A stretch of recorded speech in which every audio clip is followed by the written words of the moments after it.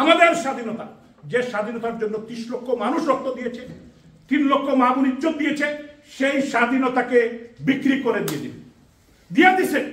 আমি আপনাদের একটা কথা বলি, এটা আমার বিশ্বাস, আমি কিন্তু কোনো ইনস্ট্রাকশন না, আমি কোনো পাগ্য ব্যক্তি না, আমার রাজনৈতিক জ্ঞান এত বেশি না, আমার অ্যানালাইসিস থেকে আমি বলি প্লেন কিন্তু রেডি, বড় বড় প্লেন আসতেছে না, কক্সবাজার দিকে আসে না, হঠাৎ করে চলে আসে না, প্লেন কিন্তু রেডি। কাজ যখন শেষ, এদেশের মানুষ ইউনূসকে দেখতে চায় না।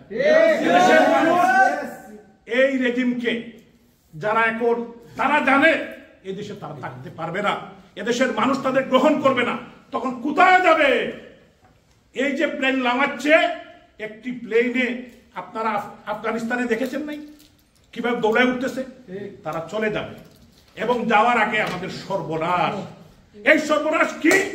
আমাদের যে প্রাণের বাংলাদেশ, আমাদের যে মানচিত্র, আমাদের যে ভূখণ্ড, যে ভূখণ্ডর 30 লক্ষ মানুষের রক্তের বিনিময়ে লাল সবুজের পতাকা বঙ্গবন্ধুর নেতৃত্বে আমরা পেয়েছিলাম, করিডোর দিয়ে দিয়েছে, বন্দর চিটাগাং দিয়ে দিচ্ছে। একটি লোক একটি টেলিভিশনে আমি দেখেছিলাম যে এই এলাকা নাই, এই এলাকা নাই, অনেক সময় মানুষ তাকে হাস্য করত। আজকে দেখলাম এই ঘটনাই করছে। কিছু অঞ্চল ডক্টর ইউনূস দিয়ে যাচ্ছে বিভিন্ন দেশে, এবং সেন্ট মার্টিনও দিয়ে দিচ্ছে, কিন্তু অনেক ডিল হয়েছে, অনেক কিছু হয়েছে, আমরা হয়তো জানি না। তো আমি বলতে চাই যে আমরা এগুলা হয়তো বাংলার মানুষ, বাংলাদেশের মানুষ বুঝবে।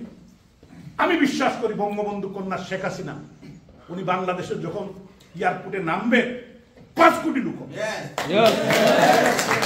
বাংলাদেশের সাধারণ মানুষ, ষড়যন্ত্রকারীরা না, জামাত এবং আরো যারা স্টেক হোল্ডার, যারা স্বপ্ন দেখছেন, ক্ষমতায় চলে গিয়েছেন, বসে মুস্তাও দিচ্ছেন বিভিন্ন জায়গায়, লন্ডনে বসে, স্বপ্ন পূরণ হবে না।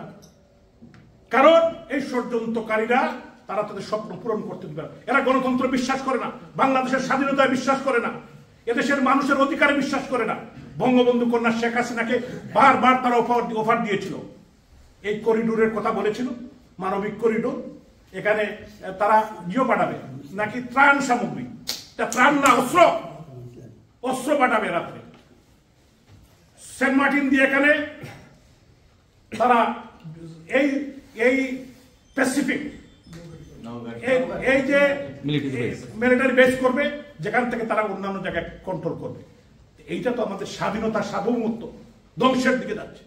বঙ্গবন্ধুর কন্যা শেখ হাসিনা বলেছে, আমি বঙ্গবন্ধুর কন্যা, আমি শেখ হাসিনা, আমার দেশের মানুষের স্বাধীনতা বিকিয়ে দিয়ে, আমার দেশের মানুষের অধিকার ক্ষুণ্ণ করে উনাকে আমি একটি কথা, আমাকে মোকাম্মেল হক সাহেব, সাবেক সেক্রেটারি, আপনারা অনেকেই ছিলেন, কাজী মোকাম্মেল হক সাহেবের ছেলে মোকাম্মেল হক, উনি কমার্স সেক্রেটারি ছিলেন। যখন বিল ক্লিন্টন আমেরিকার রাষ্ট্রপতি, প্রধানমন্ত্রী, প্রেসিডেন্ট বাংলাদেশে এসেছিলেন, প্রধানমন্ত্রী জননেত্রী শেখ হাসিনা 96-এ, উনি তখন এই মিটিংয়ে ছিলেন, যখন উনি বলেছিলেন যে বাংলাদেশের গ্যাস দেওয়ার জন্য, বঙ্গবন্ধু কন্যা শেখ হাসিনা বলেছেন, আমি সরি, আমি আমার দেশের মানুষের 30 বছরের গ্যাস না রেখে আমি 50 বছর আমি দিতে পারবো না। মোকাম্মেল সাহেব আমাকে যেটা বললেন, উনি সিএসপি অফিসার, বলছেন আমেরিকার প্রেসিডেন্টের সামনে দাঁড়িয়ে ডাইরেক্টলি নক বলা বাংলাদেশ বিশ্বের কোন নেতার এই সাহস নেই। অনেক বড় বড় দেশ, এটা প্রমাণ হয়েছে, এটা বঙ্গবন্ধুর কন্যা শেখ হাসিনা। উনি দেশপ্রেমিক, দেশের মানুষের প্রতি উনার commitment, she is the dynamic leader. ওনাকে জোর করে ক্ষমতায় সরাই ফেলতে কি হয়েছে? উনি তো ক্ষমতার জন্য রাজনীতি করেন না, উনি এদেশের মানুষের অধিকারের জন্য রাজনীতি